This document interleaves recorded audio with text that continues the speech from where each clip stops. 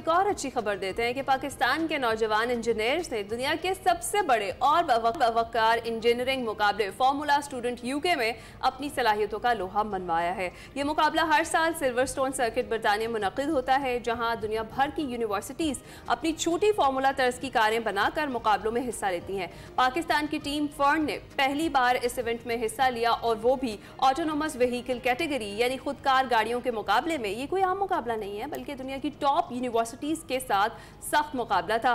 Fern ने महदूद वसाइल और पहली मरतबा शिरकत के बावजूद ज़बरदस्त कारकर्दगी दिखाई और जजेस ने उनके काम को खूब सराहा और पाकिस्तानी टीम ने टॉप 10 में जगह बना ली और टीम ने इलेक्ट्रिक व्हीकल कॉन्सेप्ट में भी शानदार परफॉर्मेंस का मुजाहरा करते हुए लैब टाइम सिमुलेशन इवेंट में चौथी पोजीशन हासिल की। मजीद इस हवाले से बात कर हमारे साथ ही मौजूद हैं इस टीम के मेंबर्स और उनके क्या क्या रोल्स थे और किस तरीके से प्रोजेक्ट उन्होंने लीड किया इस पर। बिल्कुल, सारा जैन हमारे साथ मौजूद हैं, ऑटोनमस कंट्रोल्स लीड हैं, और Mohammad Yasin Khwaja vehicle dynamic engineer हैं हमारे साथ मौजूद हैं। आप दोनों का बहुत बहुत शुक्रिया, गुड मॉर्निंग।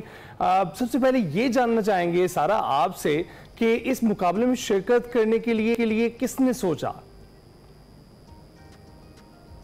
अच्छा, हमारी टीम का स्टार्ट हुआ था 2014 से, फिर 2016 में हमारे जो टीम के फाउंडर्स थे उन्होंने, वो भी हमारी तरह इंजीनियर्स ही थे, स्टूडेंट्स थे जिन्होंने एक इंटरनेशनल कंपटीशन में पार्ट लेने का सोचा और तब से उन्होंने इस गाड़ी पे और इस गाड़ी के अलग अलग आइट्रेशंस पे काम किया एंड हमने इस साल फिर ऑटोनमस कैटेगरी में भी पार्ट लिया। ज़बरदस्त। अच्छा यासीन, आप बताइएगा कि जब आपको ख्याल आया कि इसमें पार्टिसिपेट करना है इस इवेंट में, तो पहली बार पता कैसे चला और कैटेगरी जो थी वो क्या आप लोगों ने खुद चूज़ की? जी बिल्कुल, कैटेगरी हमने खुद चूज़ की थी क्योंकि हम इससे 5 गाड़ियाँ पहले जो है वो ईवी क्लास में लेकर जा चुके थे, लेकिन इस बार हम चाह रहे थे कि हम ऑटोनमस ड्राइवरलेस जो कैटेगरी है उसमें पहली बार पार्टिसिपेट करें और पाकिस्तान में जो हमारे पास ट्रेंड आ रहा है ड्राइवरलेस और ऑटोनमस गाड़ी का, उनको हम थोड़ा एक नेक्स्ट लेवल पर ले जाएँ। इसीलिए हमने इस दफ़ा जो है वो ऑटोनमस कैटेगरी में पार्टिसिपेट करने का सोचा। अच्छा, तो ज़रा यासीन बताइएगा कि ऑटोनमस गाड़ियों का जो कंट्रोल है, क्रूज़ कंट्रोल की आप बात कर रहे हैं, किस तरह से अप्लाई होता है और आपने उस कैटेगरी में शिरकत करने के लिए क्या तब्दीली लेकर आए थे अपने प्लान में? तो बेसिकली ऑटोनमस गाड़ियाँ जैसे ड्राइवरलेस गाड़ी, ऑटोनमस गाड़ी दोनों इंटरचेंजेबल वर्ड्स होते हैं। ऑटोनमस गाड़ी बेसिकली ऐसी गाड़ी होती हैं जो कि खुद ही चल रही हैं। जैसे आपने दुनिया भर में देखा होगा कि टेस्ला जैसी बड़ी कंपनीज़ है वो जो है वो ऑटोनमस गाड़ी पे काम कर रही है, लेकिन वो रोड कार्स और जो है वो कमर्शियल गाड़ी पे काम कर रही होती है। हमने जो गाड़ी बनाई थी, जो हमने मॉडल प्रेजेंट किया फार्मूला स्टूडेंट यूके कंपटीशन में, वो था हमारे पास formula student style race car गाड़ियों का, जो कि एक नई इमर्जिंग फील्ड है जो कि पाकिस्तान में अभी तक नहीं आई है। तो हम चाह रहे थे कि पाकिस्तान में ये चीज़ आए और ज़्यादा से ज़्यादा लोग जो है वो इससे मुस्तफ़ीद हो सकें।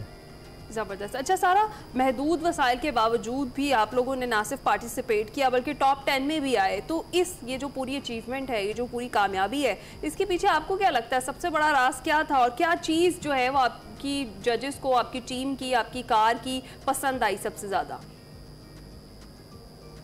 अच्छा, महदूद वसाइल की वजह से हमारे लिए एक बहुत बड़ा चैलेंज होता है कि बाकी टीम्स के साथ कम्पीट करना।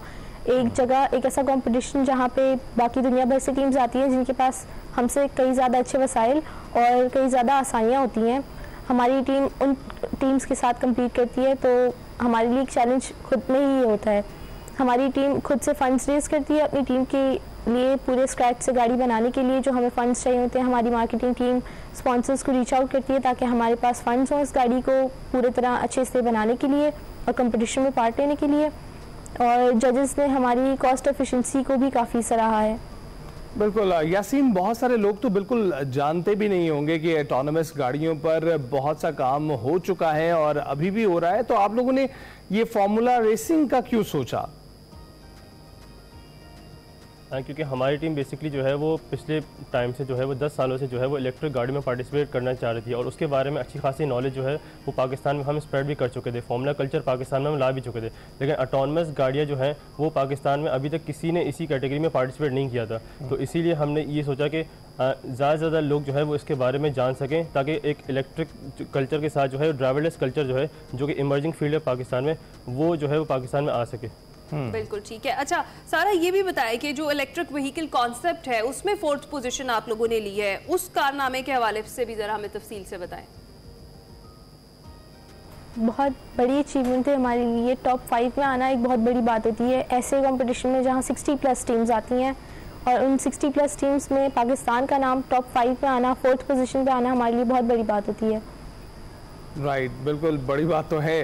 तो यासीन, आप बताइएगा कि बहुत सारे लोग जो हैं अब यूरोप में भी हम देख रहे हैं कि वो गाड़ियों को ऑटोनमस, खासकर रेल गाड़ियों को ऑटोनमस करने की जानिब जा रहे हैं। तो फार्मूला रेसिंग को जो आप मुतारिफ करवा रहे हैं यहाँ पर लाहौर में या पाकिस्तान में, तो आप क्या सोचते हैं कि इनको यहाँ से मुतारिफ कराने क्या जहतें खुलेंगी, कौन सी फील्ड्स खुलेंगी जिसमें लोग शिरकत कर सकेंगे? So basically formula student culture या फार्मूला कल्चर को पाकिस्तान में लाने से सबसे ज़्यादा अपॉर्चुनिटी जो है वो हम जैसे इंजीनियर्स के लिए बन सकती है। इंजीनियर के साथ साथ जो मार्केटिंग के डिपार्टमेंट्स के लोग हैं, जो डिफरेंट जनरल फील्ड से ताल्लुक़ रखते हैं, उनके लिए अच्छी खासी जॉब अपॉर्चुनिटीज़ बन सकती हैं।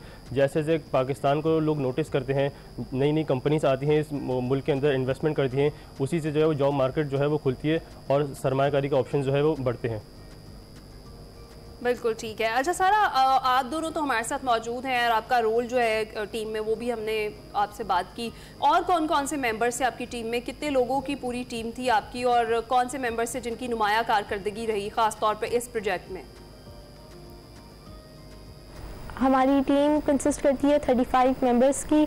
उसमें फर्स्ट ईयर से लेके 4th ईयर तक के सारे मेंबर्स होते हैं, और हमारे ही सीनियर्स हमें सिखाते हैं काम करना, और उसके बाद हम ही उस गाड़ी पे काम कर रहे होते हैं। हमारी टीम के 4 डिपार्टमेंट्स हैं, इलेक्ट्रिक, मैकेनिकल और marketing and autonomous. In 4 departments के लोग मिलके काम करते हैं। हम सारे इस गाड़ी की तैयार करने पे, इसकी मार्केटिंग पे सब मिलके काम करते हैं और फिर इस कंपटीशन तक अपनी टीम को लेकर जाते हैं। बिल्कुल। यासीन, बताइएगा कि कितना टाइम लगता है इस प्रोजेक्ट को बनाने में, और लोगों की अंडरस्टैंडिंग के लिए बताइएगा कि प्रोटोटाइप आप लेकर भी गए थे साथ? जी, इस प्रोजेक्ट को बनाने में 1 साल से लेकर 2 साल तक लग सकते हैं। डिपेंड करता है ये सब कि हमारे पास कितने जल्दी जो है फंड्स इकट्ठा होते हैं और किस तरीके जो है हम जो है वो आगे अपनी चीज़ों को परस्यू करते हैं। सेकेंडली अगर मैं बात करूँ तो जो हमारे पास फंड्स की बात की जाए तो हमारे पास डिफरेंट स्पॉन्सर्स होते हैं जो कि हमें बेसिकली स्पॉन्सर्स करते हैं, जिनमें जो हाईलाइटेड अगर मैं नेम लेना चाहूँ तो पीसी ऑटोमोटिव है, विंड सोर्स है, निज़ाम टेंट्स है, बच्चा पार्टी है, एंड बाकी फर्दर स्पॉन्सर जैसे पाकिस्तान पेट्रोलियम लिमिटेड है। ये जो स्पॉन्सर होते हैं ये हमें स्पॉन्सर करते हैं, उनसे हम फंड इख्तियार करते हैं एंड देन फिर हम अपनी गाड़ी को मैन्युफैक्चर करना स्टार्ट करते हैं। तो 1 से 2 साल के दरमियान का टाइम हमें रिक्वायर होता है इस गाड़ी को मैन्युफैक्चर करने में। सेकेंडली, जब गाड़ी को बाहर ले जाने की बात की जाए तो अनफॉर्चुनेटली हम इस गाड़ी को इस साल कॉम्पिटिशन में बाहर नहीं ले जा सके, क्योंकि हमने जो है वो पार्टिसिपेट किया था, वो कॉन्सेप्ट क्लास में पार्टिसिपेट किया था। तो कॉन्सेप्ट क्लास में अपना मॉडल जो है वो लेकर गए थे एंड देन वो हमने वहाँ पे प्रेजेंट किया, और उसमें हमारी जो है वो लैप टाइम सिमुलेशन में 4th पोजीशन आई थी अमंग 60+ टीम्स, एंड हमारे पास 9th पोजीशन आई थी इन द ऑटोनमस कैटेगरी।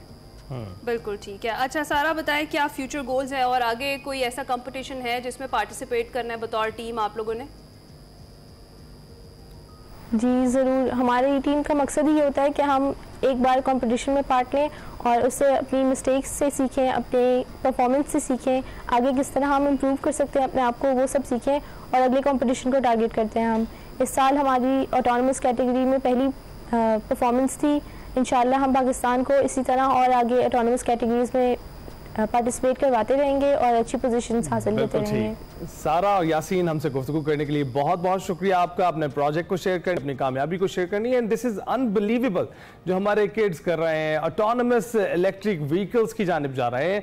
और आपको यकीन दिलाता हूँ कि यूरोप में इस वक्त बहुत तेज़ी से काम हो रहा है, अमेरिका में बहुत तेज़ी से काम हो रहा है ऑटोनमस गाड़ियों पर, और ये अनबिलीवेबल है कि हमारी जो इंडस्ट्रीज़ हैं, हुकूमतें हैं, उनकी तवज्जो इस जानिब नहीं है, लेकिन हमारे बच्चों की जो है वो माइंड्स यहाँ पर मौजूद हैं और वो ना सिर्फ अपना लोहा मनवा रहे हैं, जीत के दिखा रहे हैं, बल्कि वो पॉसिबिलिटी भी पैदा कर रहे हैं कि आपकी सड़कों पर भी ये गाड़ियाँ दिखाई देंगी। ब्रेक के बाद हाजिर।